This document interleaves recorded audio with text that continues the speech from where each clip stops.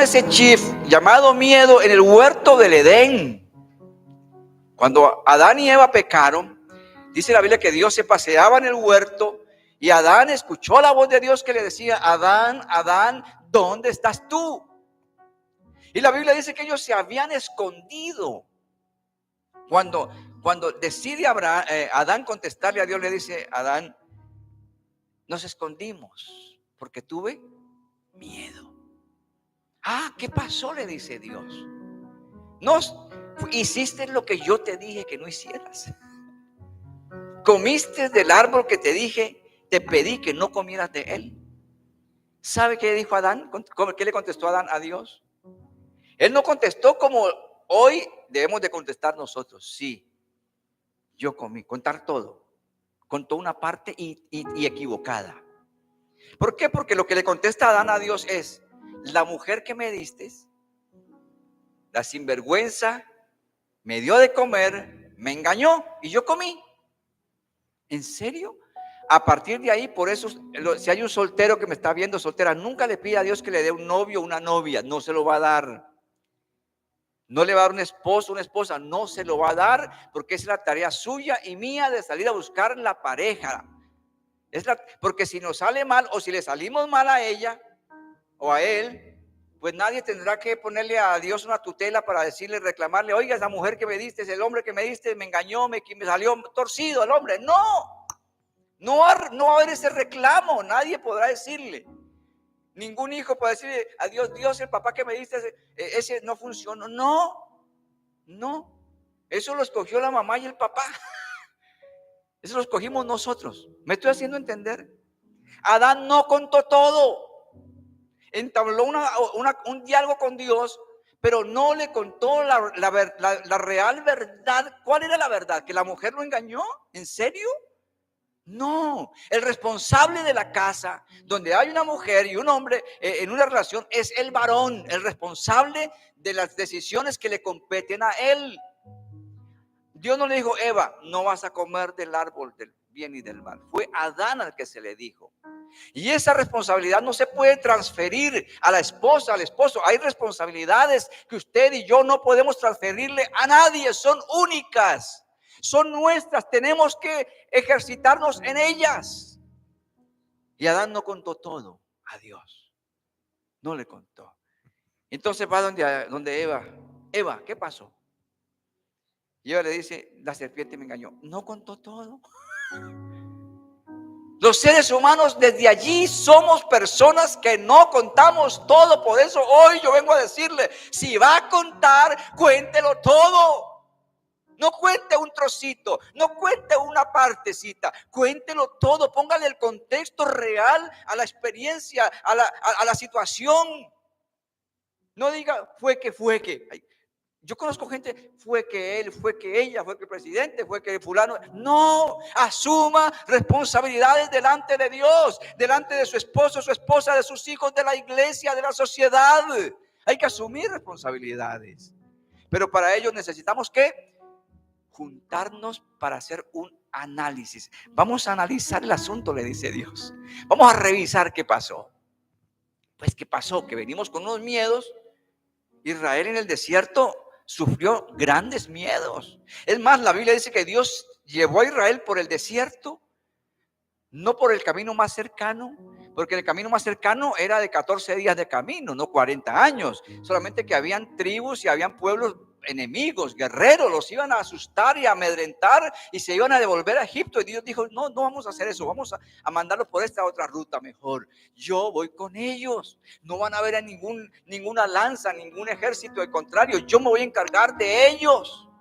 Y por eso Dios, cuando pasamos desiertos, es porque Él sabe que es necesario, que ese proceso es bueno para mi vida, que yo crezco, que mi carácter se forma. ¿A cuánto les gustan los desiertos? 1, 2, no. Aunque no nos gusten, son necesarios, son buenos. El final es maravilloso. Uno crece, uno madura, uno es otra persona. Ahora bien, mis hermanos, en el Salmo número 27:8, Dios le dice a David: David, yo quiero conversar contigo. ¿Por qué con David Dios quiere conversar? ¿Por qué Dios quiere conversar hoy con cada uno de nosotros?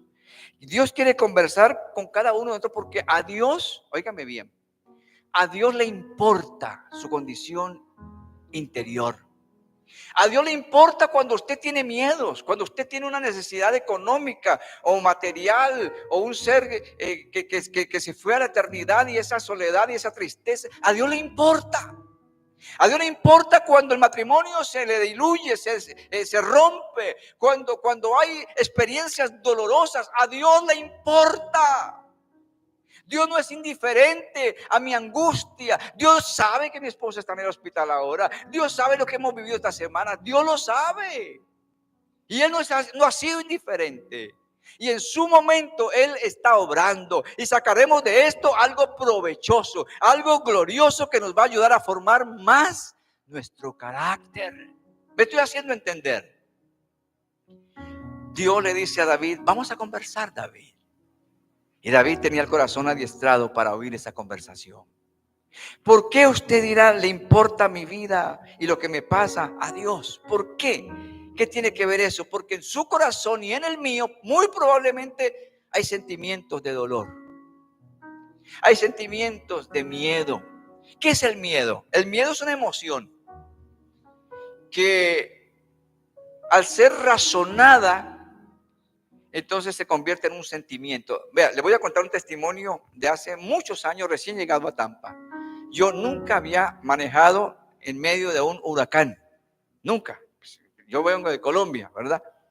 Y una noche vino un compañero de Colombia a predicar a Orlando y me fui con mi esposa a predicar, a escucharlo. Fuimos a un restaurante a comer. A las 11 de la noche me vine para Tampa. Yo noté que no había ni un carro en la 4. Adelante de mí encontré un truck, un camión. Las lucecitas se comenzó a llover y unos vientos brutales. El carro se me decía de lado a lado, pero yo no sabía que era un huracán. En ese tiempo no daban en el teléfono, bueno, no era el teléfono inteligente, sino el tiempo de aquí era la televisión. A ver quién daba el pronóstico del tiempo. Y pues al menos en mi casa no hacíamos eso de ver el estado del tiempo.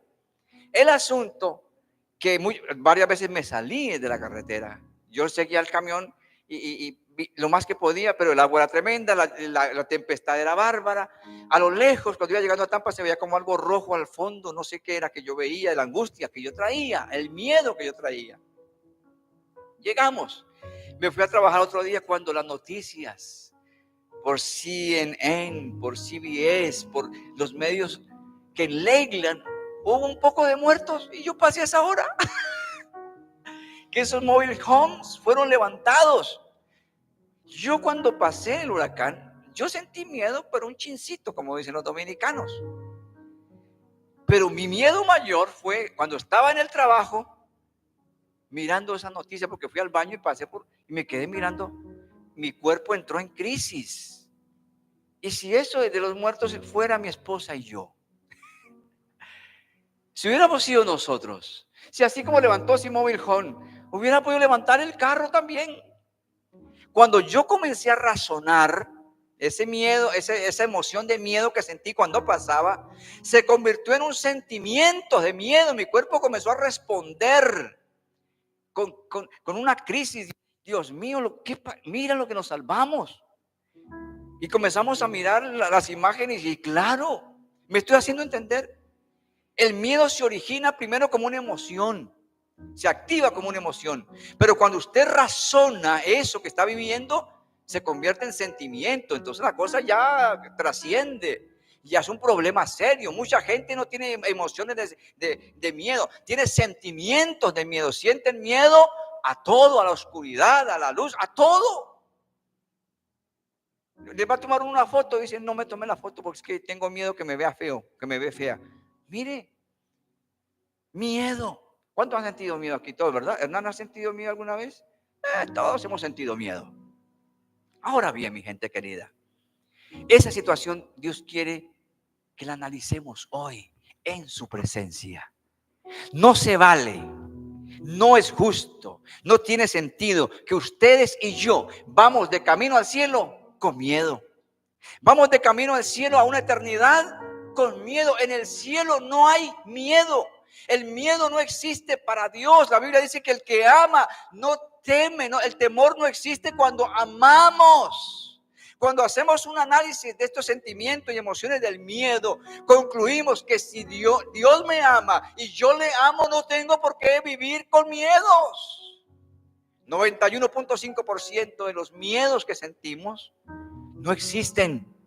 Son irreales, no existen. Existen en la mente de la persona miedosa. Solamente el 8.5% son reales. Es el miedo que nos produce el instinto de conservación. Miedo a meter el agua al fuego, a un toma eléctrico, qué sé yo, a tirarnos de un abismo. Es normal, esos miedos son buenísimos. Pero el 91.5 no existen. Así que no queremos gente miedosa. Dios no quiere gente miedosa. Por eso hoy nos llama a conversar, nos llama a hacer un análisis, a revisar cómo está nuestro interior, porque a Dios le importa nuestro interior, mis amados hermanos. Ahora, no solamente tenemos miedos, tenemos rabia. Hay gente que tiene rabia. Hay gente que tiene emociones de rencor, sentimientos de rencor hacia alguien que le hizo daño. Hay gente que tiene amargura en su corazón. La Biblia dice que cuidemos que la amargura no brote en el corazón de otros. Es una decisión que tomamos nosotros. En el análisis yo encontré que yo era un hombre muy amargado y que eso no ayudaba para la felicidad, no ayudaba para la libertad, no ayudaba para la salvación. Y que Dios no me iba a remover la amargura de mi corazón. Yo tenía que decidir qué hacer con la amargura. Pero no solamente hemos vivido amarguras y miedos y temores y rabias y venganzas. No, hay otra clase de emociones por allí rondando, orbitando dentro del corazón y de la mente y de los pensamientos de mucha gente. Si no, mire cómo estamos viviendo la sociedad hoy en día. Mire la realidad. Hay gente que dice, yo no veo noticias. En serio, hay que mirarla para qué está pasando, porque si yo no veo noticias, yo no sé qué está pasando. A lo mejor viene un huracán y me lleva y yo no me di cuenta porque no vi las noticias. A veces es bueno ver noticias. Estar informado conviene para mirar qué está pasando en mi entorno. Mi gente querida, Dios quiere conversar con nosotros para sanarnos. Isaías 61 dice, el Espíritu de Jehová, el Señor, está sobre mí, por cuanto me ha enviado a sanar los quebrantados de corazón, a vendar sus heridas, a sacar de la cárcel a los presos, a dar libertad a los cautivos. Dios quiere que yo hoy, hablando con Él, le cuente mi estado interior. Créanme, esta semana he sentido miedos, viendo a mi esposa llorar del dolor, y yo no puedo hacer nada. Ver al médico me dice, pero es que le hemos hecho todo. Le hemos aplicado todo lo que tenemos que a mano y no funciona. Y me la llevo a otro hospital. Me dijo, no, va a ser lo mismo. Va a ser lo mismo si me la llevo a otro hospital. Y genera miedo, temores. ¿Y si pasa algo que nunca esperamos que pase? ¿Me estoy haciendo entender? Usted no puede enajenarse, o sea, no puede olvidarse que esa realidad está allí. No puede, como dicen en Colombia, no podemos hacernos los locos. Eso está allí. Eso está allí. Y Dios quiere hablar con usted y conmigo hoy para hacer un análisis, para que juntos analicemos la realidad nuestra y Dios comenzar a hacer lo que nadie puede hacer, sanar el corazón. Yo no me canso de repetir desde este púlpito que la gente que a mí me ha herido o yo he herido, no los puedo sanar a ellos, ellos no me pueden sanar a mí. Me pueden devolver algo si se me lo robaron. Me pueden pedir perdón o yo puedo devolver algo o yo puedo pedir perdón, pero yo no puedo sanar al que yo herí o nadie me puede sanar que me hirió a mí. Solamente Cristo sana. Solamente Cristo sana las heridas del alma, las heridas del corazón, las mentes heridas. Solamente Él las puede sanar. Pero ¿qué quiere Dios hoy en esta experiencia? Que le contemos todo. Mire, en Marcos capítulo 9 hay una historia de una señora, un señor, tenía un hijo su único hijo, y por razones que no entiendo, el texto no me dice, el demonio se apoderaba de él. Y el demonio lo tiraba al piso, dice la Biblia. El demonio lo metía al fuego, lo metía al agua. Y se caía y se daba unos golpes en la cabeza a ese muchacho, imagino yo. Claro, un padre se angustia. Yo sé que es meter mis manos al fuego, literalmente a sacar a mi hijo, el que murió. Yo sé que es eso. Cuando yo leo el texto digo, yo sé que es eso. Meter la mano al fuego, lo demás no lo sé. Yo sé el dolor que se siente, la angustia que se siente y las quemaduras también las sé, sacando a mi hijo del fuego. Yo sé que es eso. Y ese señor estaba allí. Había traído a su hijo a sus discípulos, a los discípulos de Cristo, para que lo liberaran, para que lo restauraran. Y los sinvergüenzas no pudieron hacerlo. No pudieron liberar al muchacho. El hombre está en su dolor, en su amargura, en su angustia. Jesús está en el monte de la transfiguración, dice la Biblia. Cuando está pasando acá abajo esa situación, dice Jesús, vuelve a su realidad física, le dice, vamos. Llega Jesús y la gente está revuelta. ¿Cómo así que tus discípulos no pudieron liberar a este endemoniado? Si tenemos, la Biblia dice, sobre los enfermos pondrán las manos y ellos sanarán. En mi nombre echarán fuera demonios, dice la Biblia. ¿Cómo que los discípulos que están con Jesús no pueden echar fuera un demonio? Y entonces en esa multitud se acerca el papá a Jesús y le dice, traje mi hijo a tus discípulos. Ellos no pudieron sanar, liberar a mi hijo. ¿Qué usted se imagina hubiera sido el siguiente paso para Jesús? ¿Dónde está? ¿El demonio echar fuera? No, Jesús no hizo eso, porque el problema no era el muchacho endemoniado. El problema no era el demonio que estaba atormentando al muchacho. El problema lo tenía el papá. El miedo lo tenía el papá, la angustia la tenía el papá, la frustración la tenía el papá. ¿Me estoy haciendo entender? A veces usted piensa que el problema es la falta de plata en el banco. No, el problema no es ese muchas veces, es no tener la capacidad de creer en Jehová Jireh. Es no tener la capacidad de adorar a Dios en medio del desierto, en medio de la crisis, en medio del dolor, en medio de lo que no veo.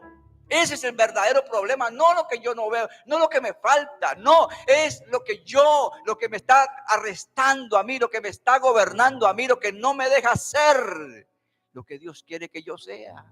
Ese es el problema. Así que Jesús, como buen psicoterapeuta que es, como buen sanador que es, como buen Dios, como buen Señor que es, como buen amigo fiel, dice que le escuchó todo lo que el hombre le pide detalles, lo contó todo. El papá le dio todos los detalles a Jesús de lo que le pasaba con su hijo. Mira, lo tira al agua, le dice. Muchas veces estoy por ahí cuando lo veo que está en el medio del fuego, lo tira al piso. No deja, y yo no puedo ser feliz con un hijo así, Dios. Yo pienso que le dijo Jesús, yo no puedo. ¿Quién puede ser feliz con un hijo así? Nadie. Yo no tengo tiempo para dormir. Yo no tengo tiempo para descansar porque mi enfoque, mi mente, mis emociones, todo está con ese muchachito. Después que Jesús lo escucha, dice que se dirigió al demonio que lo atormentaba y en un chasquido de dedos le devolvió a su hijo totalmente sano. ¿Me hago entender por qué el problema no era el muchachito endemoniado? El problema era la vivencia del papá en su interior. Por eso es que a Dios le importa nuestro interior, le importa nuestro estado emocional, le importa cómo nos sentimos, le importa lo que hay dentro de nosotros. Hay gente que tiene unas batallas enormes, brutales en su interior. Fatigas, angustias, y eso deteriora la salud física, eso drena, eso desgasta, eso baja el sistema defensivo del cuerpo y somos rehenes de todas estas cosas. Mi gente querida, ¿para qué Dios quiere conversar conmigo? No solamente para sanarnos, para remover los efectos del pecado en mí. Mire, yo como todo ser humano peco, como ustedes. ¿Ustedes pecan también? Allá quizás alguien pecará. Pecamos. Pero somos pecadores arrepentidos. Y muchas veces hemos confesado al Señor esos pecados que cometimos antes de conocerle, pero el efecto de ese pecado, aunque ya ha sido perdonado por Dios, el efecto todavía genera en nosotros crisis. Genera en nosotros situaciones que no son las correctas de un cristiano, de un hombre, de una mujer de Dios. ¿Por qué?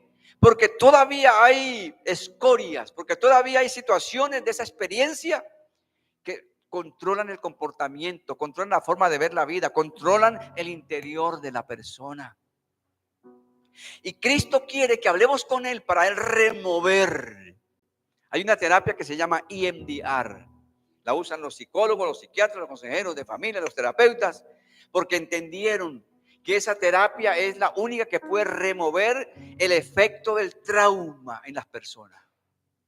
Es la única terapia que hasta hoy se ha descubierto que remueve. Entonces todo el mundo de la psicología que pues quedó con esa terapia quedó patas arriba porque el consejo del psicólogo ya no funciona a menos que se remueva el efecto del trauma de la persona. Ahora bien, Dios quiere remover de nosotros eso. Hay gente que Dios la ha perdonado y se sigue sintiendo miserables.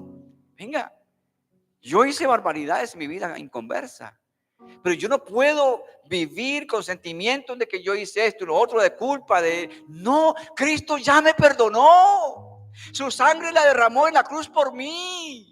Me dio libertad, por eso le damos gloria y honra y alabanzas a Él. Yo no puedo vivir esclavo del dolor, del temor, del miedo de lo que hice o dejé de hacer en la vida que no conocía al Señor.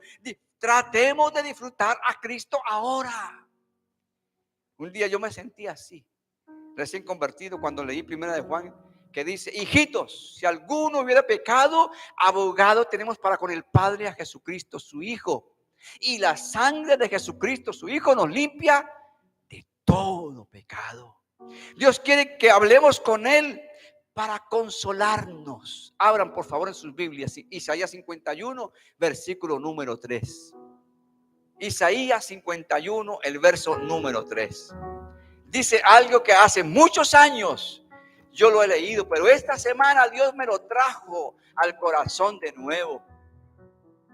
Y no saben cómo lo he disfrutado esta semana, cómo lo he disfrutado anoche cuando vine a mi casa a tener ese tiempo de intimidad con el Señor, porque a veces en hospitales para orar le llega el médico, la enfermera, llega otras gentes allí. Pero anoche en esa experiencia de estar a solas con el Señor, revisé lo que ya Dios había puesto en mi corazón y encontré que hay algo precioso. Dice así,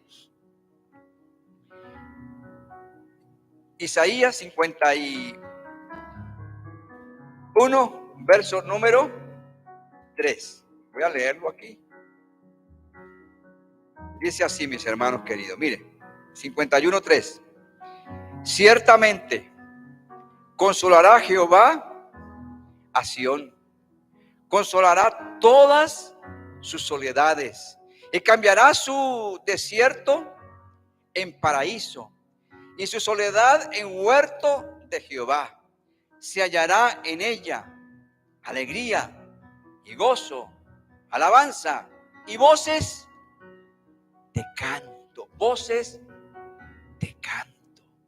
¿Quieren leerlo conmigo otra vez en voz alta? Porque usted debe leerlo en voz alta. Voy a hacerme aquí, pero la cámara me pueda ver.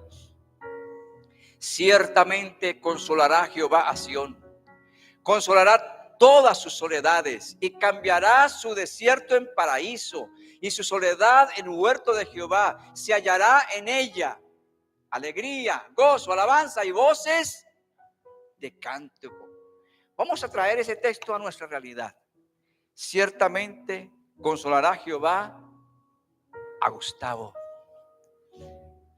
a cada uno de los que estamos aquí, a los que están allá al otro lado de la cámara, en su casa, en el hospital, en donde se encuentre, en la oficina, en la calle, donde estén, los que van a ver este video más tarde, donde usted se encuentre.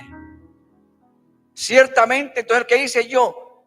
Pues ya Dios consoló a Israel, ahora que me consuele a mí. Y el texto me dice que ciertamente, que no es probablemente, que si de pronto, que si quizás tal vez, no, que ciertamente consolará Dios a Gustavo.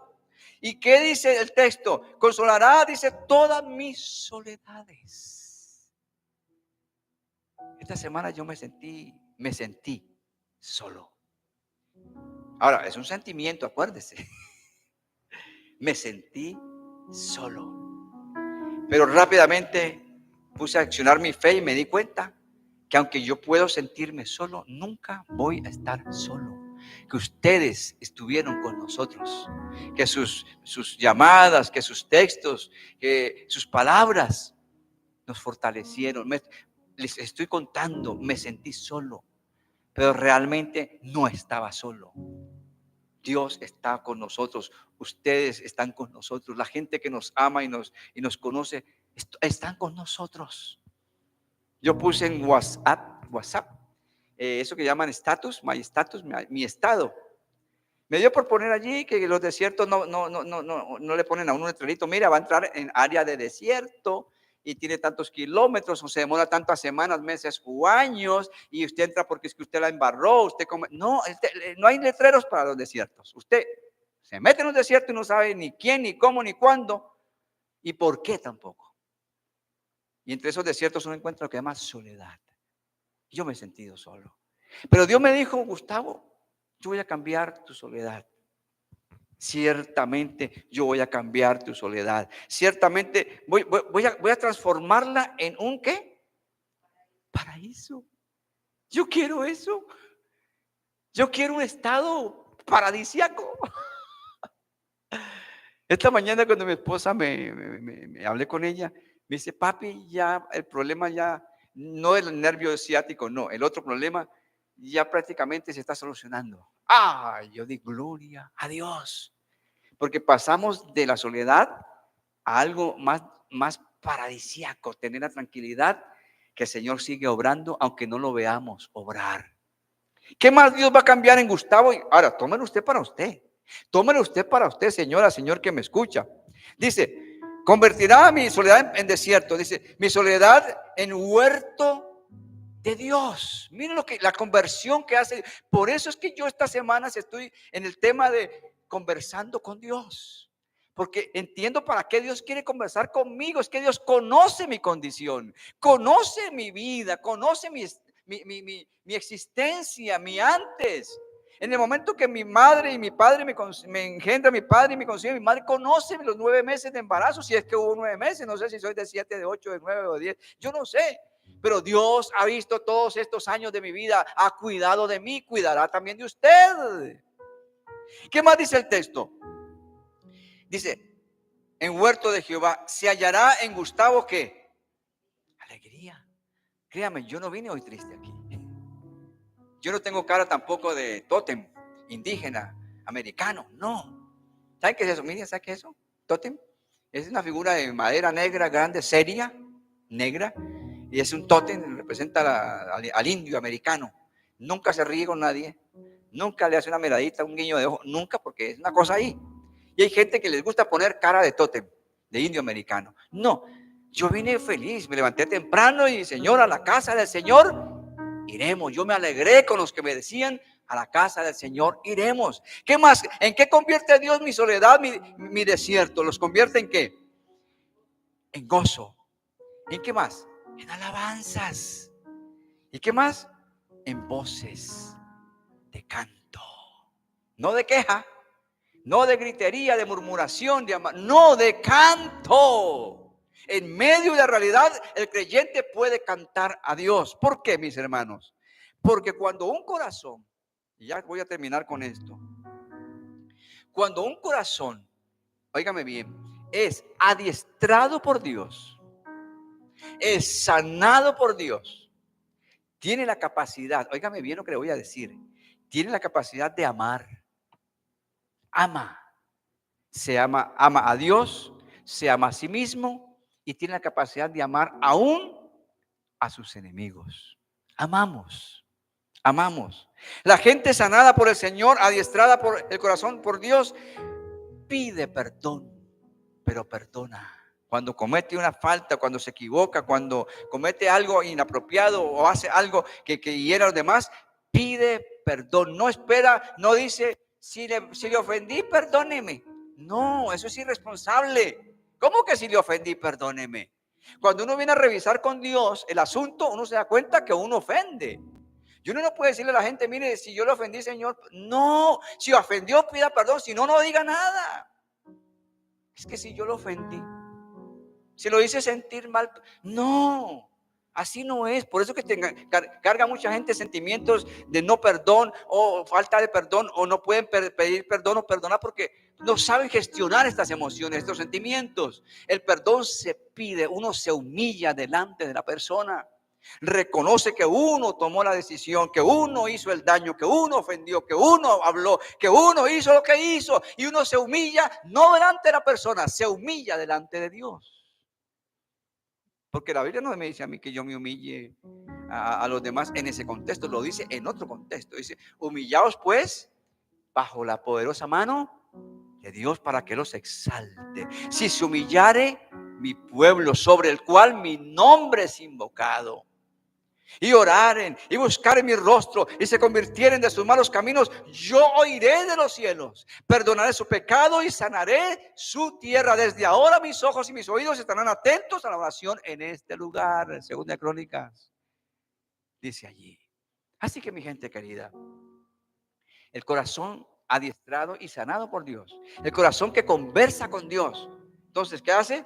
Ama. Y se deja amar. También hay gente que no se deja amar, son esquivos, son ariscos. Son como ese potrico recién nacido que no quiere que nadie lo toque, que nadie lo amance, que nadie se acerque porque brinca, corcovea, decimos en Colombia. A esos, Miriam sabe de qué estoy hablando, ¿cierto? Ella sabe, ¿verdad? La persona que ha sido adiestrada por la mano de Dios, su corazón ha sido adiestrado, enseñado, formado, sanado. No solamente ama y perdona y pide perdón, sirve. Sirve. Ve un papel en el templo, lo recoge, aunque no lo votó él o ella, lo recoge, porque nuestra vida es una vida de servicio al Señor. Sirve, y no solamente sirve, se compromete. Mire, esta semana tuve una conversación con un ministro que me llamó, de esos que lo llaman a uno para consolarlo, para que Dios los pone a llamarlo a uno, para hacerle saber que uno no está solo. Y me llamó este compañero ministerial de amigos de más de 46 años, somos amigos con él. Nunca hemos tenido un problema con él, una discusión con él, jamás. Los amigos nos respetamos, nos amamos, ¿verdad? Y él me dijo una vez, estando en una calle en el barrio, en Bogotá, en el barrio La Castilla, me dijo, pastor, Dios me dijo que como pastor Él me ha dado hermanos que son hermanos de aeropuerto, hermanos de aeropuerto, hermanos de parque, hermanos de vecinos, hermanos de temporada, me dijo. Y esos hermanos han venido a mi iglesia y han estado un tiempo y se van. Pero me dijo Dios que también me ha dado hermanos que van a estar allí hasta que usted esté allí trabajando. Yo dije, Señor, sígueme hablando. Sígueme hablando, Señor, porque ya le hablaste a él, ahora háblame a mí. Porque, hermanos, a veces uno entiende como pastor, y esto lo hemos hablado en varios foros pastorales, ¿por qué la gente llega a un lugar, se están un tiempito y luego vuelan? El hermano de aeropuertos son esos que vuelan.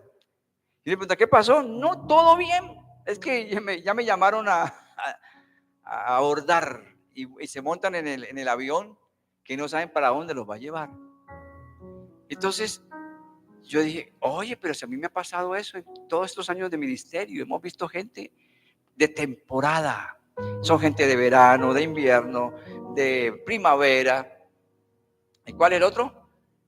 Y de otoño. Pero hay hermanos que son de las 4 temporadas también, ¿no? Yo aquí tengo una hermana al frente mío que la conozco hace más de 20 años. Ella no es de verano, no es de invierno, no es de otoño. Es de decisiones firmes.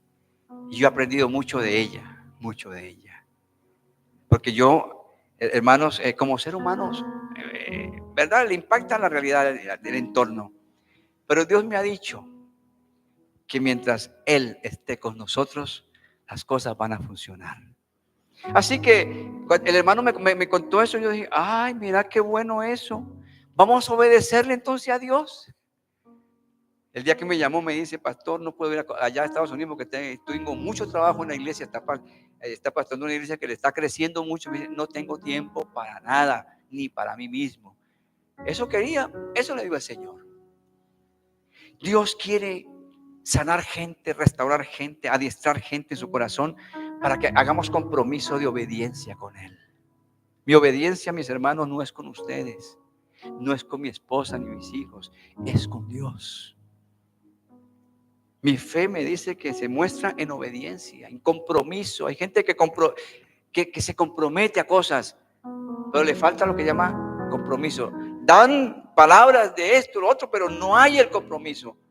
¿Por qué? Porque quizás su corazón está roto, está destruido, está desbaratado y no puede cumplir lo que dice con sus palabras. Dios quiere fidelidad.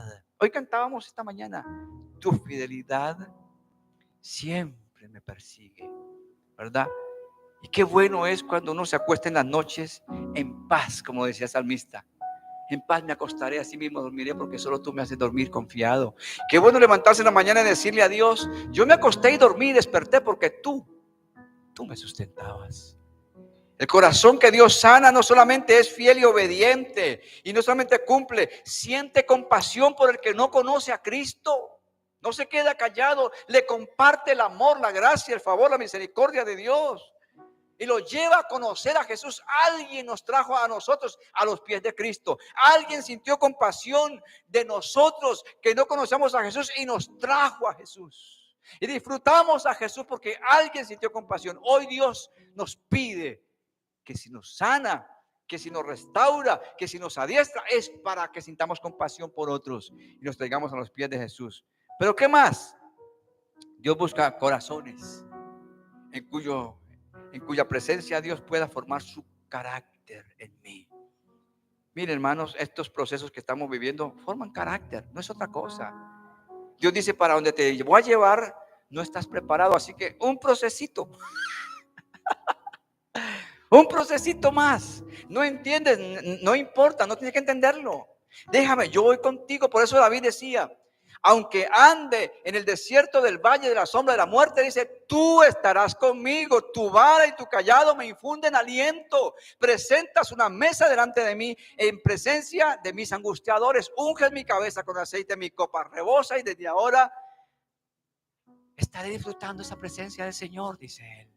Y esa mesa que Dios levanta en el desierto no es una mesa de picnic. No es una mesa que usted la pone para la actividad del 30 de octubre y luego la levanta y no sabe cuándo más la vuelve a levantar. No, es una mesa permanente. El anfitrión sigue firme allí esperando por todos los que andamos por los desiertos de la vida. Mis hermanos queridos, ¿para qué nos llama el Señor? ¿Para qué nos sana y adiestra nuestro corazón? Para que nos sentemos a aprender y nos levantemos a enseñar. Hay gente que tiene en la cabeza cúmulo de información. Ellos llaman conocimiento. Muchas cosas, pero no están haciendo nada con el conocimiento. No están haciendo nada con la información. Sentémonos a aprender, levantémonos a enseñar. Yo cada que predico busco gente para compartir el mensaje. Esta semana lo compartí, el mensaje de 8 días a varias gente. A veces en mi poco inglés que hablo me hice entender. A decirle a la gente qué es lo que Dios está haciendo en mi vida, mis hermanos. Termino para decirle a ustedes, conversar con Dios implica que hay que contarle todo. ¿Le ha contado usted a Dios todo? ¿Le tiene miedo si le cuenta a Dios? ¿Qué hará Dios? Dirá, hay gente que me ha dicho, yo no puedo decirle a Dios lo que yo siento hacer. ¿Por qué? Si Él ya sabe. Cuando usted y yo, mire, escúcheme bien en esta parte, y allá, alguien que esté conectado allá, escúcheme esta partecita. Cuando usted verbaliza un problema, ese acto de verbalizar, por decir algo, vamos a decir que yo tuviera un dolor aquí en el cuerpo, no lo tengo, pero vamos a decir que lo tuviera. Y yo digo, tengo un dolor, ese acto de verbalizar ya me resuelve la mitad de ese problema. Si yo no le digo a nadie que tengo un dolor, probablemente me voy a morir con el dolor. Pero cuando yo verbalizo, por eso ustedes me ven en las redes, yo cuento, y en WhatsApp yo escribí, estoy pasando un desierto. La situación, a mí me escribió gente, ¿qué le pasó a la pastora?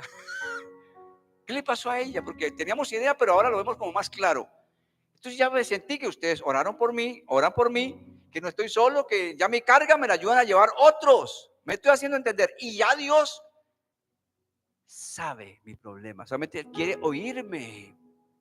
En Oseas dice, yo la llevaré al desierto y le hablaré a su corazón. Dios quiere que tú le cuentes a Él, que yo le cuente a Él cómo estoy. Estoy triste, cuéntale. Él no se va a enojar. No te va a andar con un palo para darte un garrotazo porque le dijiste que estaba triste o afligido o angustiado, tienes preocupaciones por esto o por lo otro. No, cuéntale a Él. Hay una canción que dice, Dios está aquí, aleluya, tan cierto como el aire que respiro, tan cierto como la mañana se levanta el sol, tan cierto que cuando le hablo Él me puede oír. Hay que sacar ese tiempo para conversar con Dios y decirle, mire, llorarle. Esta mañana hablaba con mi esposa y me dijo, papi, con toda, papi, con toda la fuerza. Haga de cuenta que hay 2,000 personas allá, o 1,000 me dijo.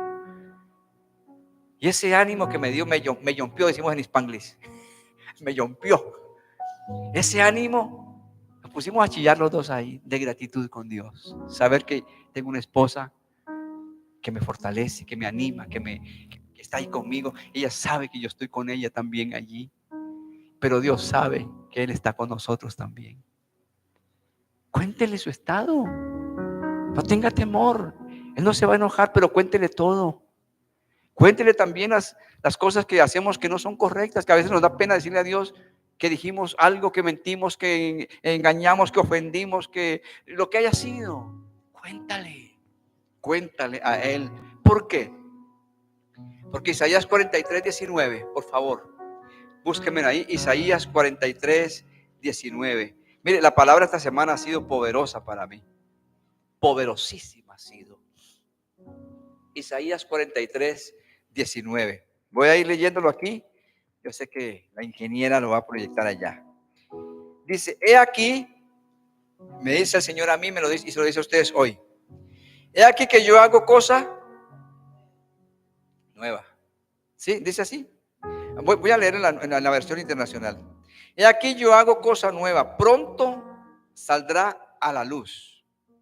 ¿No la conoceréis? Otra vez abriré camino en el desierto, ríos en las soledades.